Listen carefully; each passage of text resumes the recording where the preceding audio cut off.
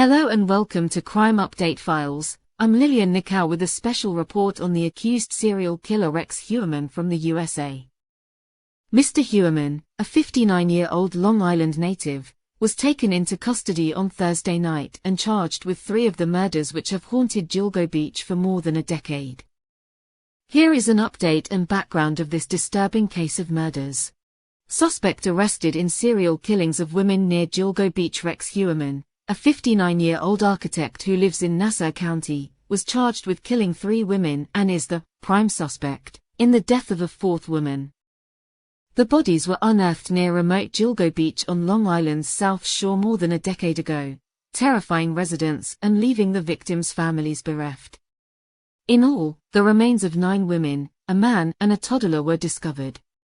Since then, investigators have tried to determine whether the killings had been committed by one person or by multiple attackers. But for more than a decade the cases went unsolved.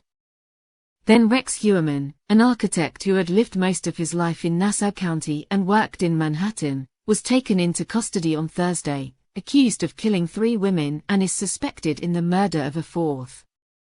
Before his arrest, investigators had sifted through clues as simple as a monogrammed belt wrapped around one of the victims and as sophisticated as the electronic signals of disposable mobile phones.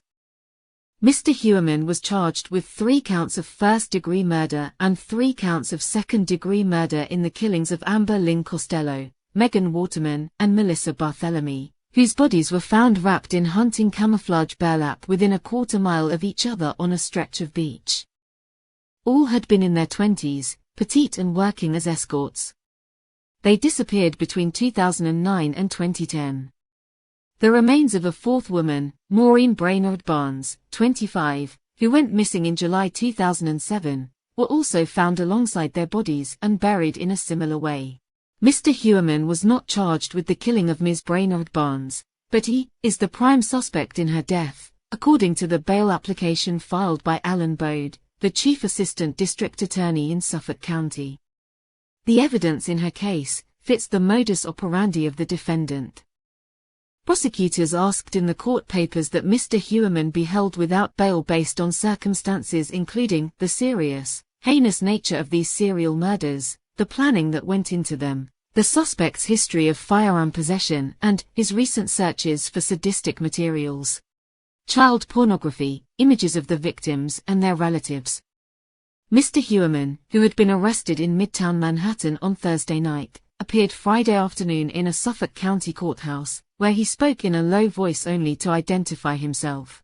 Handcuffed, his hair disheveled, he grimaced and sighed as District Attorney Raymond A. Tierney described DNA evidence linking him to the crime, gathered from pizza crust, bottles, and human hairs. Mr. Tierney said Mr. Heuermann had licenses for 92 guns and an irresistible motive to flee. Judge Richard Ambrose said he was ordering him held because of the extreme depravity of the allegations. Outside the courthouse, Michael Brown, Mr. Heuermann's lawyer, said the evidence was circumstantial and that his client had wept, telling him, "I didn't do this." "We're looking forward to fighting this case in a court of law, not the court of public opinion," he said. Investigators said they linked Mr. Heuermann to the killings using not only DNA, but technology that pinpointed the locations of disposable cellular phones they believed the killer used to contact the victims in the hours before they disappeared. "Rex Heuermann is a demon that walks among us, a predator that ruins families," said Rodney K. Harrison, the Suffolk County Commissioner. Despite criticism over the long investigation, he said, investigators had never been discouraged. The body of Ms. Barthelemy was the first that was discovered, on December 11, 2010, when a police officer conducting a training exercise with his canine partner found her remains. 2 days later, the police found the remains of the 3 other women. Later that year, they found the remains of Valerie Mack, a 24-year-old mother from southern New Jersey who had paid the bills as an escort and had been missing for 20 years. The remains of 6 other people, 4 women, 1 man and a 2-year-old girl who was the daughter of one of the women, were also unearthed in the months that followed. Those 6 deaths remain unsolved. The work is not done, but this is a major step forward, said Steve Bell, the Suffolk County executive. The families of some victims said the arrest of Mr. Huerman made them feel optimistic that their loved ones' cases would also be solved. "I'm grateful for the hard work that has been done," said Jasmine Robinson, a cousin of Jessica Taylor, a 20-year-old woman who had worked as an escort in New York. Some of her remains were found in 2003, soon after she went missing. More were found along Ocean Parkway around Gilgo Beach in early 2011. "I'm grateful that today is happening," Ms. Robinson said. "And I'm hopeful for the future." Prosecutors laid out an intricate investigation that saw a break in March 2022 when investigators discovered that Mr. Huerman had owned a Chevrolet Avalanche truck at the time of the killings. A witness had seen an Avalanche parked in one of the murdered women's driveways shortly before she disappeared, Mr. Bode, the prosecutor, wrote in his filing. By the time detectives learned of the truck, they had already narrowed their search to several men who were in a small area of Massapequa Park where cell site information had led them to believe that the killer lived, according to a person with knowledge of the matter. Investigators learned that the killer had used burner phones to contact victims in the hours before they disappeared.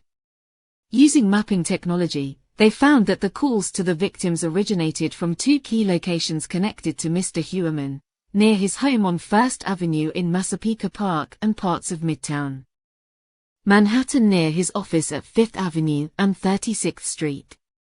It was near that office that a series of taunting calls was made to Ms. Barthelemy's family, using her phone, according to the court filing. One came in July 2009 to Ms. Barthelemy's sister, Amanda. "Do you think you'll ever speak to her again?" A bland, calm voice said to her, according to a person with knowledge of the call. When she told the caller that she hoped to talk to her sister again, he replied that he had killed her after having sex with her. Several seconds later, the caller hung up. Investigators learned that Mr. Huerman used burner phones to contact prostitutes or massage parlors and used false names to set up an email account to search for sex workers, sadistic, torture-related pornography, and imagery and videos of women and children being sexually assaulted. The account was also used to send selfies, to solicit and arrange for sexual activity, and to search for podcasts and documentaries related to the investigation. He repeatedly viewed hundreds of images depicting the murdered victims and members of their immediate families, Mr. Bode wrote. Mr. Huerman also searched for articles about a task force set up in 2022 to investigate the killings. But while he was finding out about the task force, it was finding out about him. In July 2022, a detective took 11 bottles from a trash can outside Mr. Huerman's house. Investigators compared DNA from the bottles to DNA extracted from hairs found on some of the bodies. It was an apparent match for Mr. Huerman's wife, who had been out of the country or out of state when each of the three women disappeared. Detectives concluded that Mr. Huerman had somehow transferred his wife's hair to the victims. By January 2023, Mr. Huerman was under regular surveillance, and investigators saw him throw a pizza box into a sidewalk garbage can outside his office building. The Suffolk County Crime Laboratory swabbed the discarded crusts for DNA, which in June matched with the hair found on Ms. Waterman's body. Mr. Tierney said that the task force used a grand jury to issue more than 300 subpoenas and search warrants. The grand jury helped investigators quietly pursue Mr. Huerman, Mr. Tierney said during a news conference. "We knew this one person would be watching," he said. Mr. Huerman lived most, if not all, of his life in a tidy working-class suburb roughly an hour by train or car from Midtown Manhattan. Neighbors said he had attended Alfred G. Berner High School and lived in his longtime family home, which had vegetation on a roof that was partly supported by bare wood. With its cracked and faded shingles and unkempt yard, the small house stood out from the neatly kept homes on the block. Neighbors said they avoided it on Halloween. Residents described Mr. Huerman as an average man who went to the Massapequa Park station every day, wearing a suit and toting a briefcase. "You'd never think he was anything but a businessman," said a neighbor, Barry Auslander. In a February 2022 interview, Mr. Huerman described himself as an architect and consultant who closely read building and administrative codes and kept an extensive library of obsolete books. "I'm a troubleshooter, born and raised on Long Island, been working in Manhattan since 1987, very long time," he said in the 18.5-minute interview with Antoine Amira, a real estate agent and host of a show called Bourgeois Realty on YouTube, who spoke with Mr. Huerman at his office. On Friday, police officers and reporters swarmed the white and beige brick building where Mr. Huerman worked. Around 3:15 p.m., law enforcement officers left carrying boxes, a mallet and other large tools as curious passers-by stared. In the interview with Mr. Amira, Mr. Huerman said his father was an aerospace engineer who helped build satellites and crafted furniture at home. Mr. Huerman said he also built furniture out of a workshop at his house. Sitting at a desk and dressed in a light blue button-down shirt, Mr. Huerman described the patience and tolerance needed to deal with out-of-town architects intimidated by New York's Byzantine building regulations. His job, he said, taught him more about how to understand people. At the end of the interview, Mr. Amira asked Mr. Huerman to pose for a selfie. Mr. Huerman, a 6'4", heavy-set man who towered over Mr. Amira, put on a pair of black sunglasses. "Can you smile?" Mr. Amira asked. Mr. Huerman replied that he was smiling. "This is a horrific case that we will be following up as it goes to trial. Thank you. We appreciate you watch our crime files and would love for you to like and subscribe.